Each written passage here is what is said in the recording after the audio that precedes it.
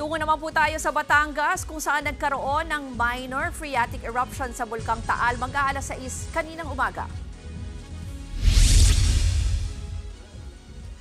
Sa tala po ng PHIVOLCS, aabot sa 2,800 meters ang ibunigan nitong plumes o pinaghalong mainit na volcanic particles at gas. Tumagal daw yan ng 4 na minuto. Dahil dyan, nagkaroon ng ashfall sa bayan ng Laurel. Paalala ng PHIVOLCS sa mga apektadong residente magsuot ng face mask para hindi ito malanghap.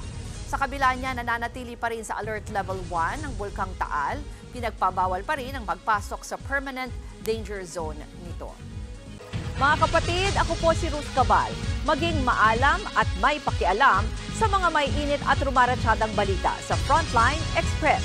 Para maging updated sa balitaan, mag-subscribe lang sa social media pages ng News 5.